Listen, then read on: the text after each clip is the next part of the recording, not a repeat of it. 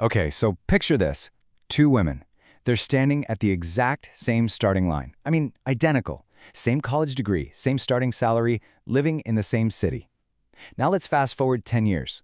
One of them, she's found financial peace. The other one is completely drowning. How in the world is that possible? Now, this isn't some story about luck or being irresponsible. It's a story about how a series of perfectly normal, everyday decisions can create two profoundly different lives. And just look at where they are a decade later. I mean, the contrast is just night and day. On one side, you've got savings, you've got ownership, you've got real peace of mind. And on the other, well, it's a life run by avoidance. You know the feeling. Calls from collectors, unopened bills stuffed in that one kitchen drawer. And here's the part that'll really bake your noodle. The second woman is actually making more money now, but somehow feels more trapped than ever. And this is the part you really have to get. Their starting line was identical. I'm talking a $48,000 salary, which works out to about $3,100 a month after taxes. Same rent. There was absolutely nothing separating them financially when they were 23 years old. So how on earth does this happen?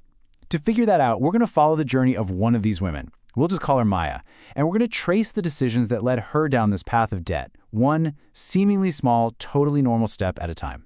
So we're going to trace Maya's journey through what we'll call 5 distinct levels of debt. And listen, this isn't a story about one single catastrophic mistake. No, it's something way more insidious than that. It's a story of how perfectly normal, everyday financial products, when you stack them one on top of the other, can quietly, methodically build a prison around you. And it all starts with something we're all told is a rite of passage: buying a new car. So at 23, Maya's old car finally gives up the ghost. She walks into a dealership, sits down, and the salesperson slides this worksheet across the desk.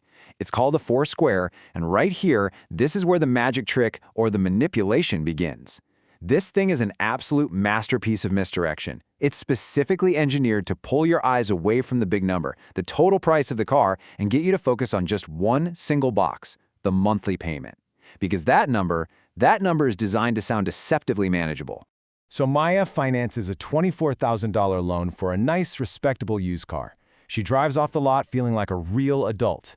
But what she doesn't see, what's buried deep in the math, is this number: almost $6,000. That's the amount of pure interest she's going to pay. It's just phantom money.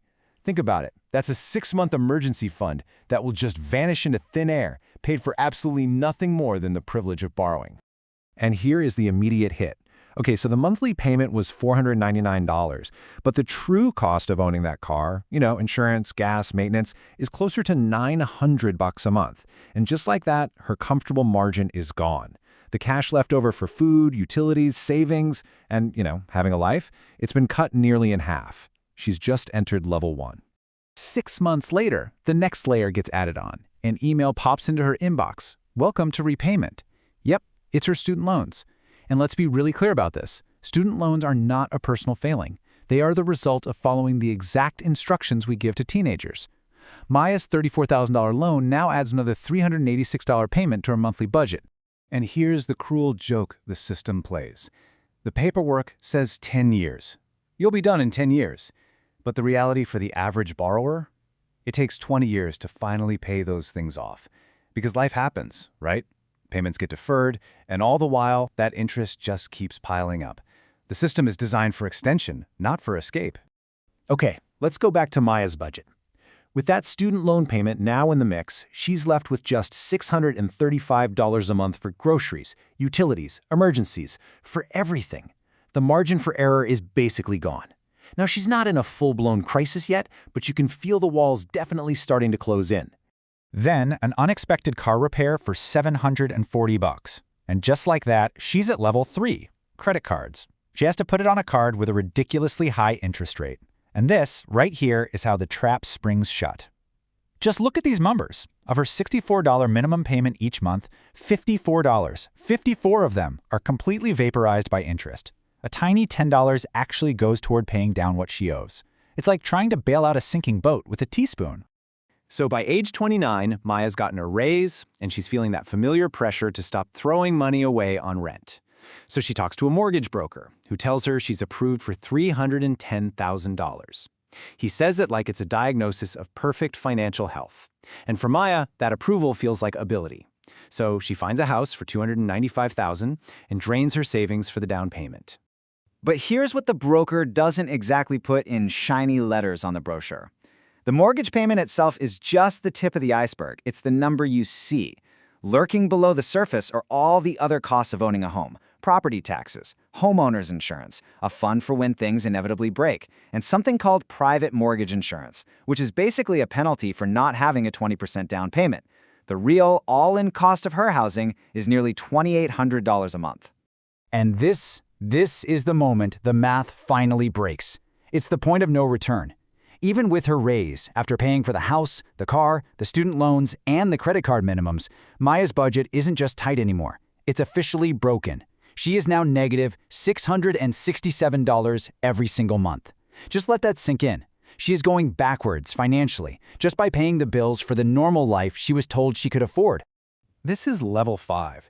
It's when the floor completely gives out. Her finances were basically a house of cards, built on the incredibly fragile assumption that nothing would ever go wrong. But life always happens. The water heater fails, a surprise medical bill shows up in the mail, her hours at work get cut. Every new problem just gets thrown onto a credit card, and the balances start to spiral, completely out of control. And this speaks to the psychological toll of that spiral. People who file for bankruptcy often say that the moment a court order stops the collection calls, it's called an automatic stay, is the first moment of true peace they've felt in years. That's not just a financial term. It's a total indictment of the immense, silent pressure the system creates. But hold on, this isn't the only possible story. What if, at that very first crossroads, Maya had made just one different choice? Let's rewind the clock and explore the path she didn't take. This is the story of alternate Maya. Okay, so at 23, instead of walking into that dealership, alternate Maya does something deeply unglamorous. She takes the cash she saved up and buys a reliable, kind of boring $9,000 used car. It's not flashy, but it gets her from point A to point B. And here it is, the pivot point on which her entire future turns. She has no car payment. So that $499 a month the other Maya was sending to the bank, alternate Maya sends it to an investment account, automatically, every single month.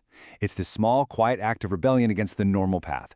And because her finances aren't stretched so thin, she can handle emergencies, say yes to opportunities, and just live with a sense of freedom, not constant dread. In the long-term result of that one simple, boring decision, it is nothing short of life-altering. By the time she's 55, that car payment she never made, invested quietly and consistently over decades, has compounded into over $820,000. Note that is not a typo. Same person, same salary, same starting line. One different choice at the very beginning didn't just change her bank account, it created an entirely different reality, a reality of options, of security, and of freedom. You see, Maya's story isn't some rare outlier. Her struggle isn't unique. In fact, it's the predictable outcome of a system where the core costs of just living have fundamentally detached from what people actually earn. The numbers really don't lie. Since 1990, median income is up 180%. And that sounds pretty good, right? Until you see that in the exact same period, housing and healthcare costs have just exploded by over 400%. So what fills that massive gap? Debt. For millions of people, it's not a character flaw. It's a mathematical necessity.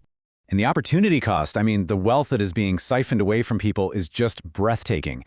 The average American with a whole suite of consumer debts pays about $1,500 a month just to service them. If that same amount had been invested over 30 years, it would have grown to over $2.2 million. That is the true hidden cost of all this consumer debt. It's not the interest rate. It's the future that it steals. It's the compounding wealth that never even gets a chance to exist. So, what's the big takeaway from all this? It's not about feeling ashamed or trying to find a better budgeting app. It's about learning to see the math that's hiding behind all the marketing. It's about arming yourself with a different and way more powerful set of questions. You see, the system we all live in is designed to get you to ask one simple question: can I afford the monthly payment? But that question is a trap. The real question, the one that unlocks that other path, is this: what is the future value of this payment? What could this money become if I invested instead of sending it away? Answering that question, that is the difference between a life spent servicing the past and a life spent building a future.